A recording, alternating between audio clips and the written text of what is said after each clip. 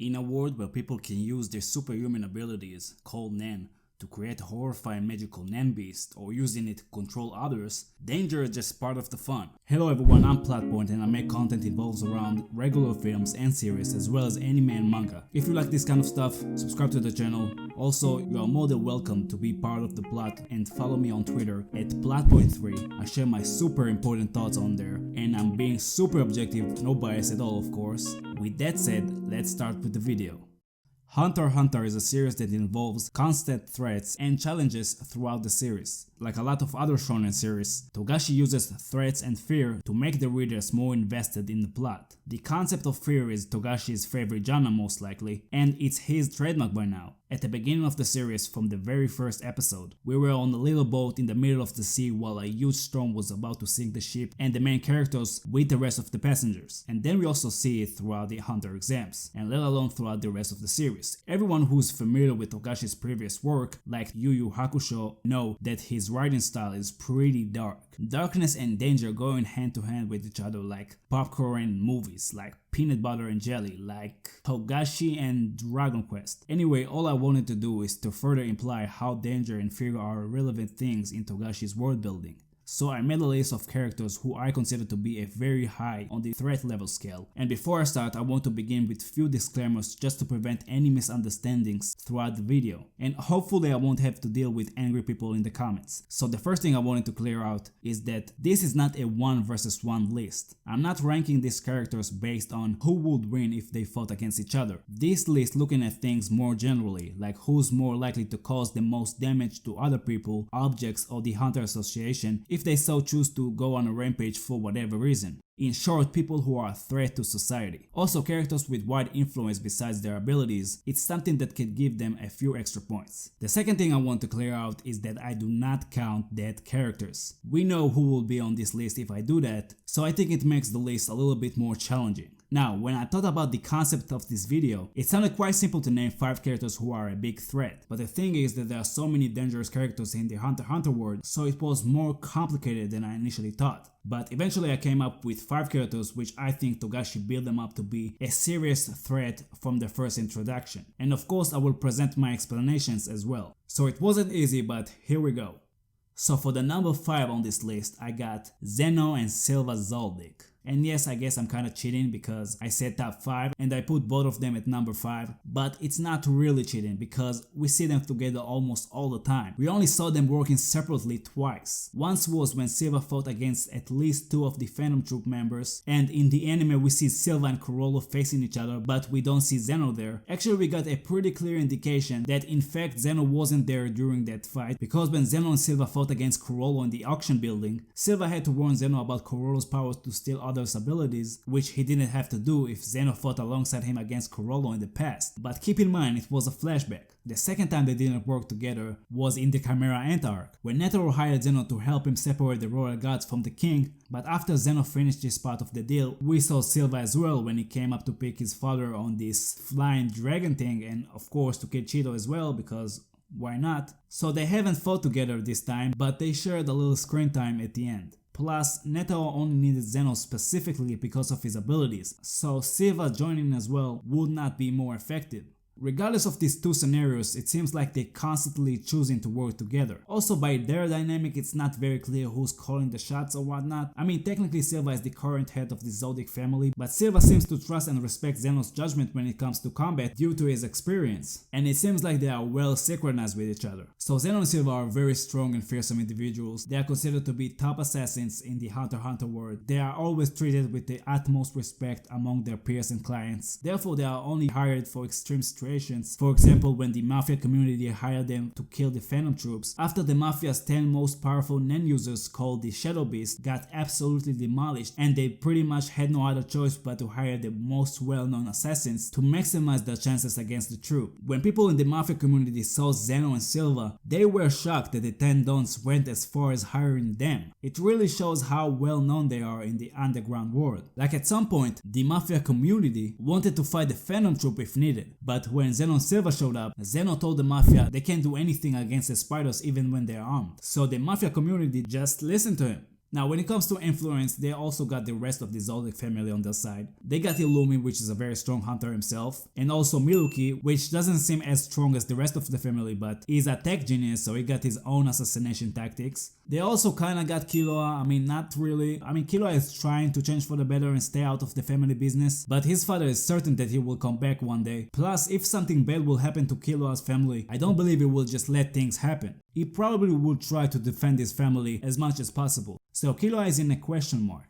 Karuto was another Zoldyck with quite strong and useful abilities. Aluka doesn't really count because only Killua can deal with her without suffering any drawbacks, let alone severe ones. Killua's mom, Kikyo, is also an assassin, but we don't know how strong she is. Plus, Killua, when he was 12 years old, before he even learned Nen, was able to stab her all across the face. So she may be the weakest Zoldyck member alongside Miluki and Aluka. There is another Zoldyck member who is not mentioned almost at all throughout the series, and it's the former head of the Zoldyck family and Zeno's grandfather, Maha Zoldyck. Matter of fact, we see him being active only in the manga and on the 1999 anime series adaptation. In the 2011 version, Maha is briefly shown in the Zoldyck family diagram, when Killua talked about the family relationships with each other and Maha shown with no relation to anyone. But from what we know, Maha used to be very strong in his prime days and he fought against Netero in the past, and it was said that Netero is the only one who fought him and lived to tell the tale. He is in Netero's age, but Netero himself was quite old and yet still pretty active in his old days. So Maha is clearly not in his prime, but if Netero was still quite strong in his final days, Maha may be still somewhat strong too. There's also Zeke Zoldyck, which is Zeno's father, but his status is unknown, so I don't know if he's still relevant or not. Now, when we considering all this, Zeno and Silva are elite level fighters, and they also have the rest of the Zoldyck family on their side. So the reason why I chose to put them in the 5th spot is a lot because of what Zeno said to Corollo after both of them escaped death. They don't do this for fun, they take it as a job and nothing more. Actually, Zeno would rather avoid death at any cost, so it shows a lot of rationality from their side. And they are not just barbaric, bloodthirsty assassins who just want to kill. Zeno and Silva are by no means soft, but if they can avoid killing others, they will. Therefore, even though they are really strong, I gotta put them on the lower end of this list. Now, we talked quite a lot on the previous spot, but it was just because I wanted to make things clear. Now we continue into the 4th place on this list, and it is the leader of the most notorious thieves in the Hunter x Hunter world, the Phantom Troop, also known as the Spiders, Corollo Lucifer. Corollo is a specialist type Nen user, which means he can use all types of Nen, and it's considered to be very rare. Corollo is also really strong and skillful guy. He has an extremely powerful ability, which under certain conditions he can steal others' abilities using his own skill Bandit's Secret with his special book.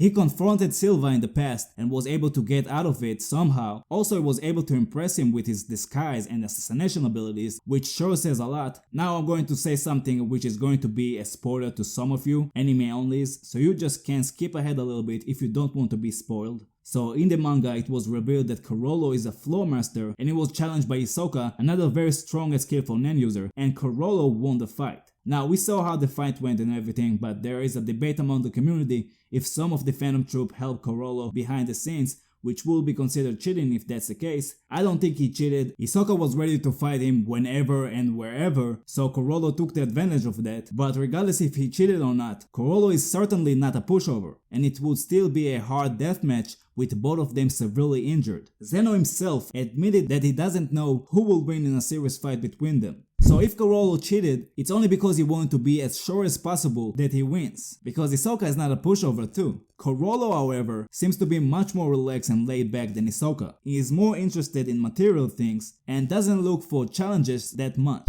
Maybe because he's from Meteor City, a really poor place, so it affected his priorities. As I said, he's quite calm most of the time, but he can turn his evil side on when he wants to. And the fact that he is the leader of the Phantom Troop makes him even a bigger problem, because messing with him means messing with the rest of the Phantom Troop as well. So when we consider his elite abilities and his relation to the Phantom Troop, almost any enemy can get their hands full if they want to target him. The reason he's on the 4th spot for me is that Corollo and the troops are thieves, and that's what they are about. Sure, they love killing and they are actually enjoying it, unlike Zeno Zoldyck, but if they don't benefit anything out of doing something, then I can see them being as much of a threat. Therefore I put Corollo on my 4th spot. Now we're approaching to the top 3 on this list, and it doesn't get any easier, trust me. So for the third spot I got a fan favorite and currently my second favorite character in the whole series. I'm talking about Hisoka Moro, the fandom's favorite magician circus boy. I made a video about him a while ago, so you can check it afterward if you are interested. Hisoka is so good at being bad that you can't not like him. I don't need to tell you why Hisoka is a big threat. He is always searching for a new challenge and he would kill anyone. He loves fighting and is a very strong hunter. Hisoka made the least useful Nen ability that I can think of, well except Chito's, and turned it to extremely useful to the point when he says that it wouldn't matter if his opponent would know about his abilities because they are so adaptable. He can pull things off that no one can. Hisoka truly mastered his ability to the finest degree. Hisoka was presented as a threat from the very first time we saw him in the Hunter exams, and even the examiners felt his bloodlust directed straight to them. Hisoka actually failed his first try to get his Hunter license when he killed 20 examinees and almost killed one of the examiners. We saw him fighting against strong opponents and he always came out on top. And now I'm going to talk about the same spoiler I talked about previously, so you can just again skip a little bit.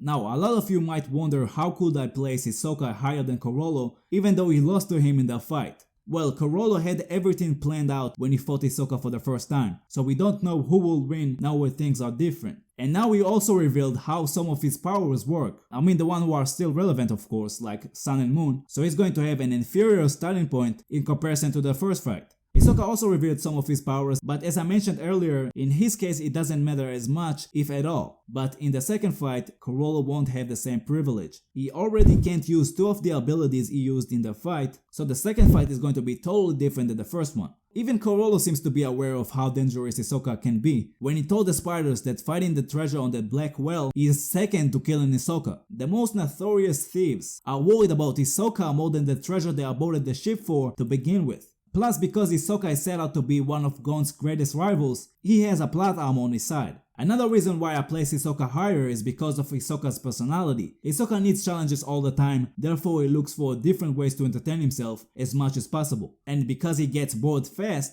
it is a lot of killing, because once he's done with someone he forgets about him and moves on to his next victim. The one thing that Hisoka is lacking of, the one thing that I can think of at least, Hisoka is working alone for the most part. So he's still very dangerous, but there is only so much you can do when you are working alone. So Hisoka is on the third spot on my list. Now spot number 2 goes to the biggest troll in the series, Pariston Hill. Sorry, I had to. Pariston is the former vice chairman of the Hunter x Hunter Association and technically the former chairman as well. You might think that placing Pariston this high is disrespectful to the other characters on this list, especially because we haven't seen any feats from him at all, but Pariston has one of the strongest weapons someone can have. Honestly, Pariston is so smart that you will be forgiven if you mistake his intelligence with a special superpower. With his intelligence, he managed to control things that really were out of his authority as a vice chairman. Another thing is that Pariston's influence is so massive that for me it kinda compensates his lack of fights in the series. You might also think that his influence dropped since he left the Zodiacs and joined Beyond the Expedition team, but Pariston is a very calculated individual. He doesn't worry about winning or losing, and often he will do things just to hurt his chances, but he still managed to get this far in a very short period of time. Plus, I believe he can get his way almost whenever he goes. Well, Jing is in his way right now, so it's not going to be as easy for both of them, but it's Pariston, he doesn't like easy. This guy is probably the smartest character we have seen in the series alongside Jing, and both of them have the same way of thinking as the former chairman Netero. And since Netero and Jing are so successful quote unquote, it is not so crazy to think that Pariston is around that level.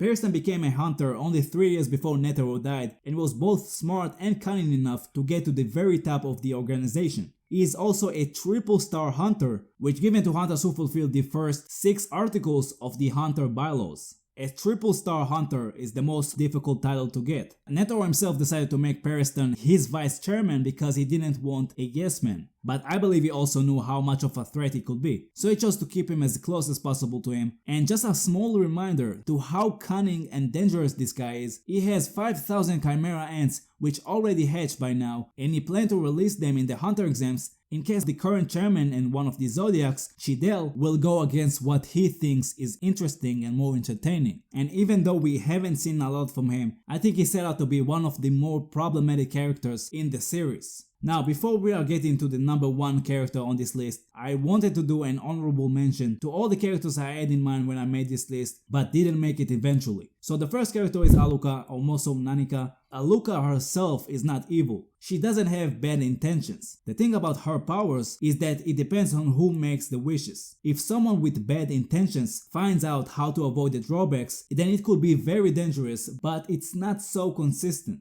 Plus, even if Illumi would kidnap her or him, I don't know. I doubt it will be for too long because Killua cares too much about her and he will try to take her back, probably with the help of Gon and the others. Now to the second character, which almost made it to the list, is Beyond. Now, not too much was revealed about this guy, besides that he's Netero's son and is probably very strong. It was revealed that he went to the Dark Continent once and he wants to keep exploring this place, but for some reason his father didn't allow him to do so while he's alive. And I do think that Netero had a good reason behind it, but it's still too hard to tell how much of a threat Beyond is, even though it could be a bigger problem going forward. Therefore, I decided not to have him on my list this time.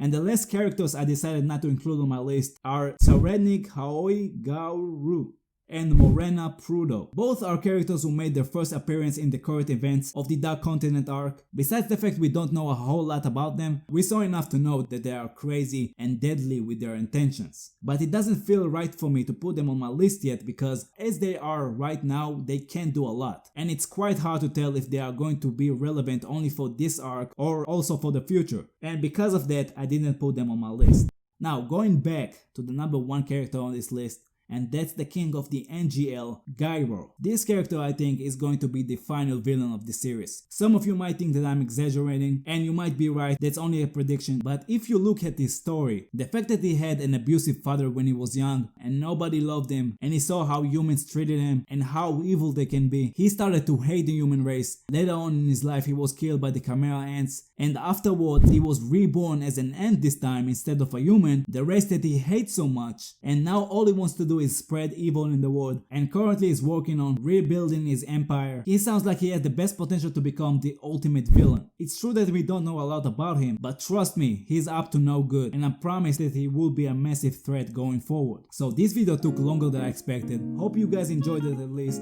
If you did, I would appreciate it if you like the video and subscribe to the channel. It will help me greatly. Also, if you have any comments or suggestions, feel free to share them with me in the comment section down below. Also, don't forget to follow me on Twitter at Platpoint3. This is it for now. Thank you for making it this far. Hopefully I will see you next time. I'm Platpoint and I'm out.